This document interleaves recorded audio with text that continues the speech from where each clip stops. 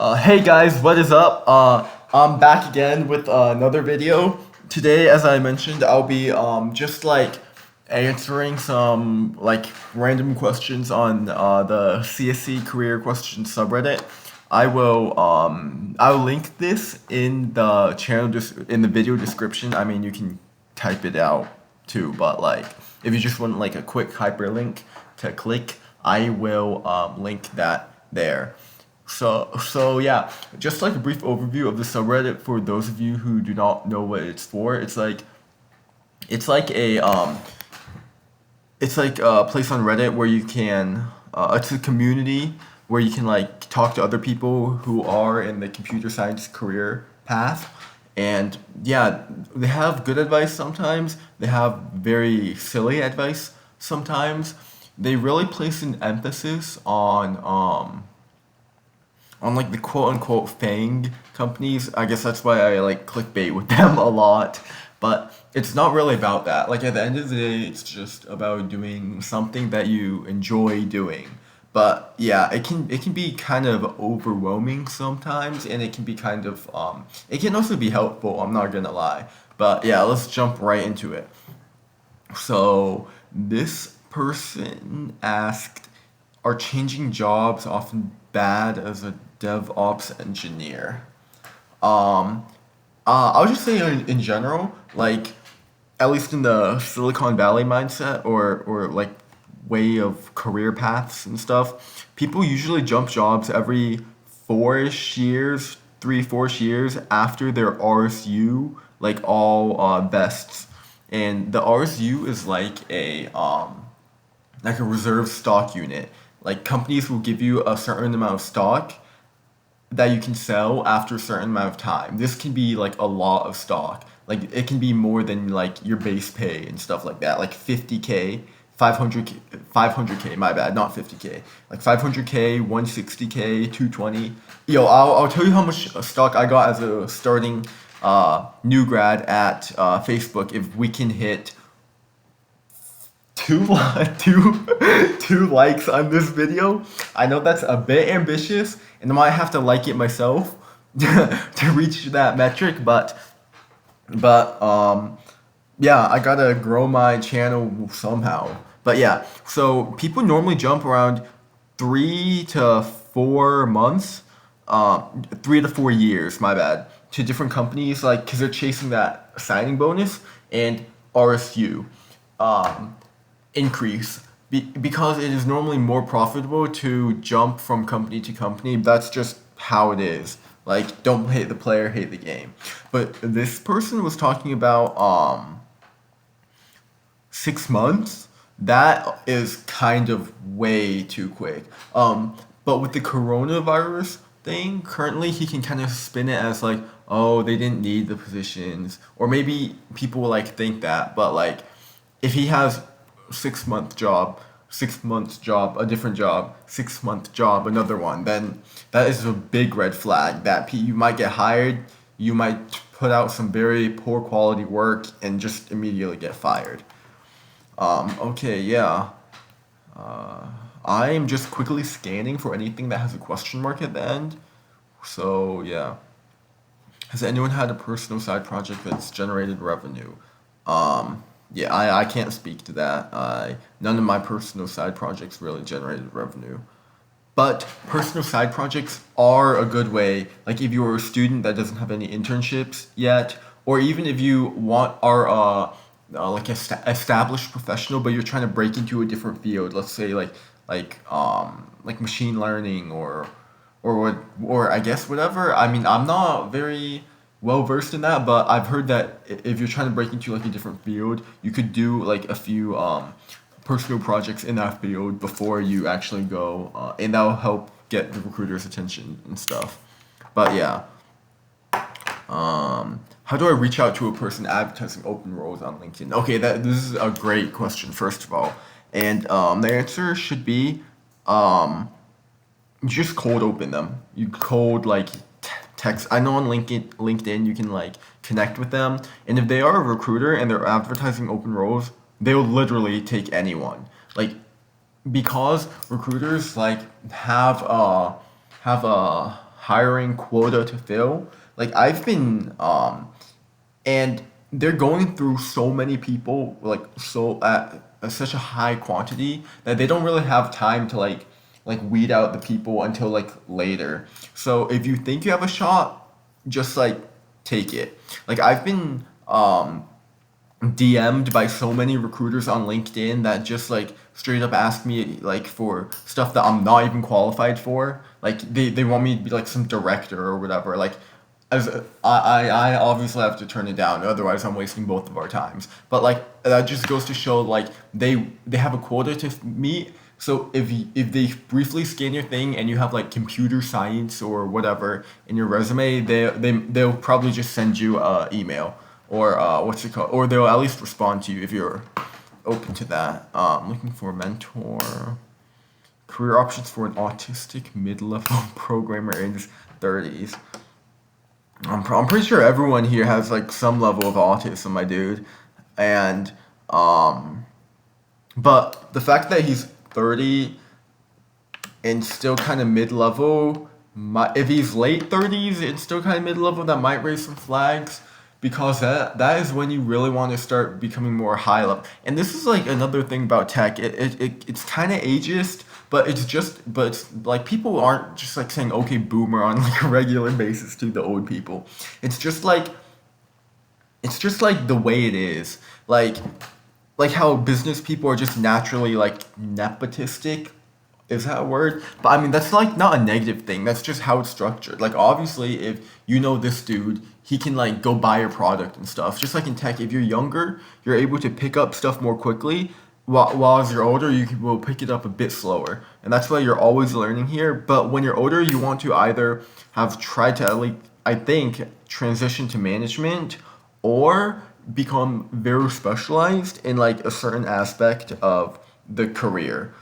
But if you're like 40ish, I'm never saying it's too late because it's not, but it will be significantly harder. And companies are always looking for young people to either quote unquote exploit or be able to use more efficiently. And I don't really think it's really exploiting because like they do pay you well. Like programmers get paid like the average American, I don't know about like European or Asian, but average American household income is like 62K, and the average programmer gets paid like 72. I read somewhere 72 or 60. So you're making as much as the average household already.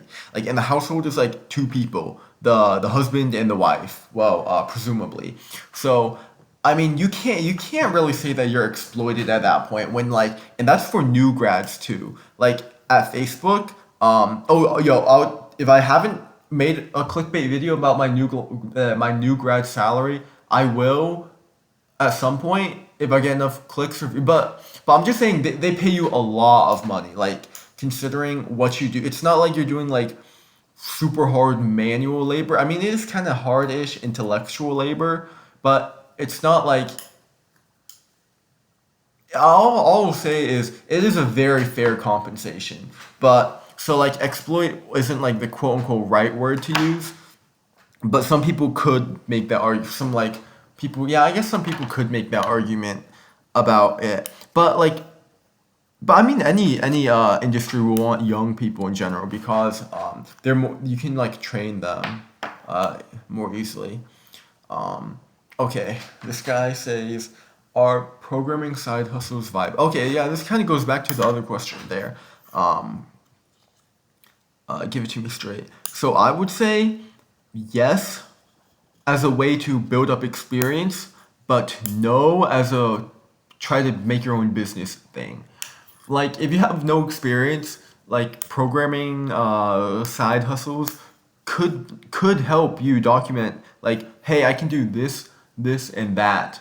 But like if you once you have like a job, like I'm not saying don't go out there and be an entrepreneur, but like the time that you spend building like I don't know whatever you want to do, you could have like worked harder to get a promotion and you would have gotten paid like so much more. Like helping someone build it, like anyone can literally help you build a website now. And if you're like a web dev and you can't really do side hustles for a back end, so So like yeah, and like if you're working at like a FAANG company, the promos that you get, okay, yeah, unless you make like a $1 billion startup, yeah, then side hustles are not viable as like a extra source of income, I would say.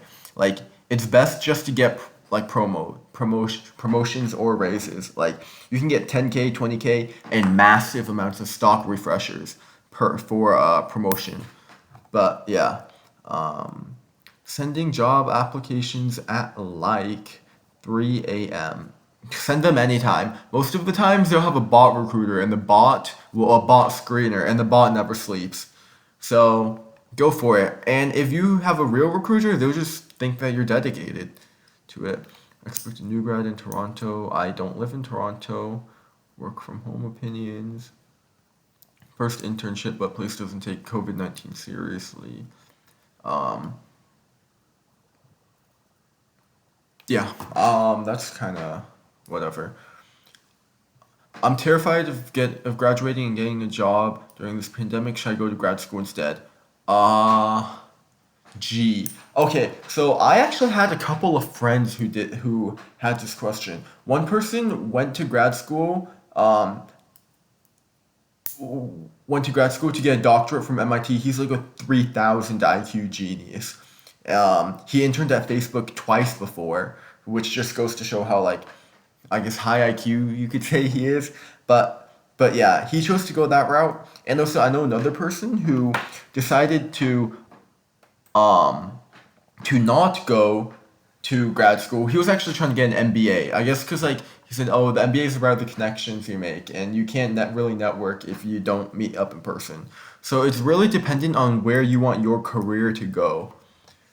How much more difficult is a regular entry level job application process from a new grad one?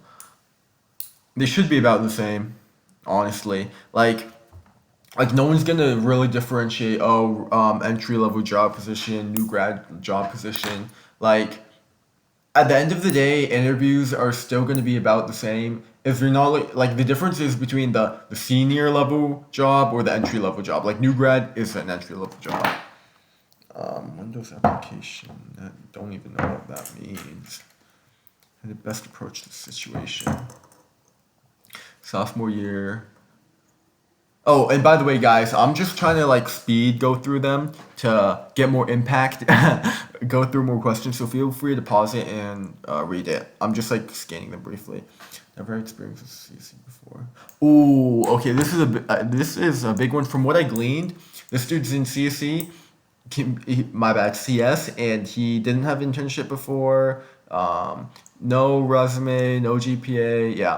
So I don't want to say that you're screwed if you graduate with a CS degree and no internships, but that is a very big red flag for recruiters because I mean, it doesn't even have to be an internship from a quote unquote top tier company. It can be an internship at like your local wherever doing web development for them, like your local mom and pop shop. I don't even know if they exist anymore, but yeah, or it can be at some non-tech company doing like tech stuff for them.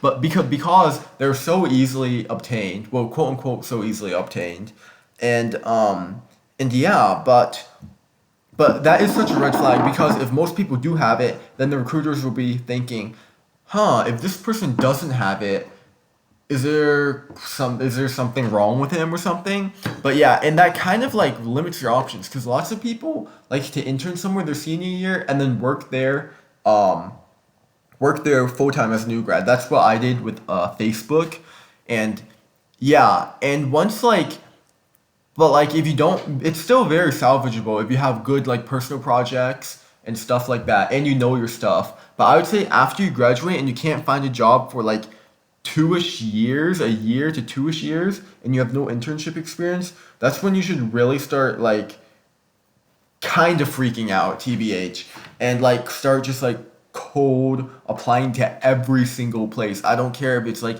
McDonald's, like for doing their building up their website, or like some no name place. Like you just need anything at that point because after a certain time, they're gonna see that you have no internships, you have no work experience. You're like 27 or whatever, and they're gonna be just like they're not willing to take that chance because there are so many other people who have had experience in that field before and are younger. So that's kind of like a sad thing, but it should be easily avoidable just by being able to work somewhere. Self-taught backend programmer. Okay, pretty nice. Should I be working to make my code look like the short version, or is it just a matter of style and preference?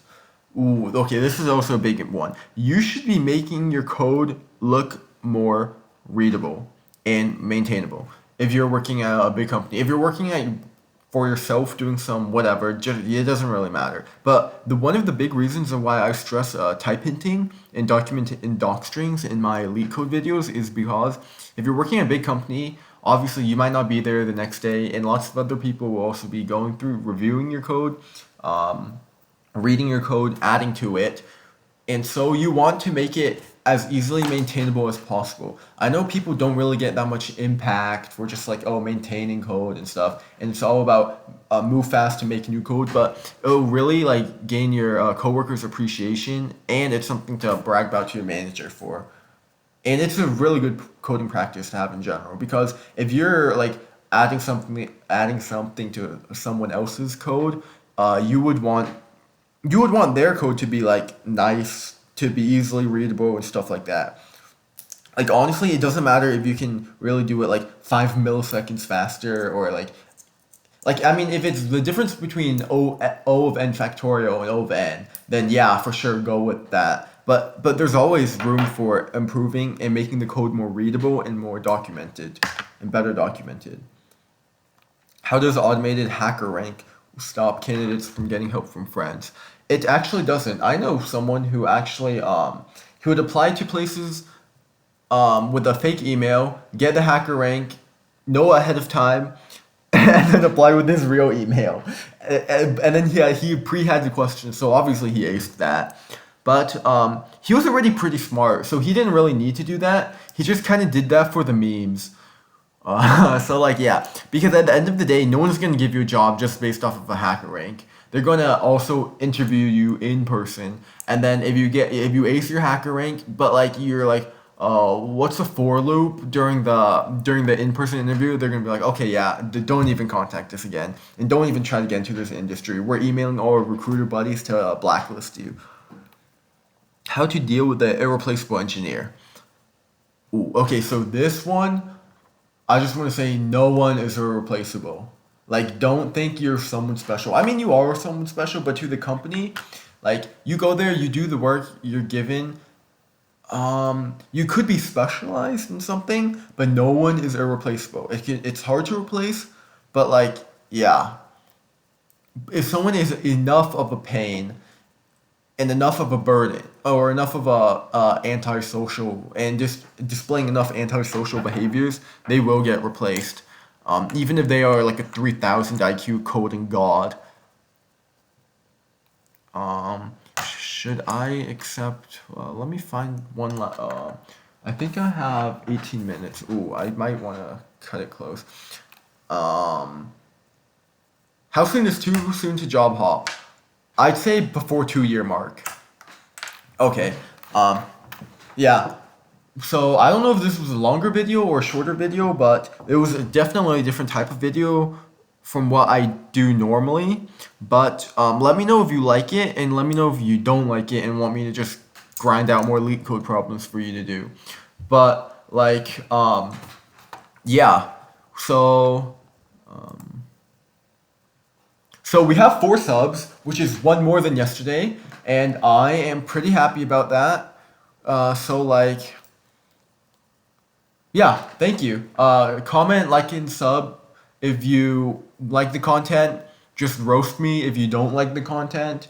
And yeah, see you later, alligators.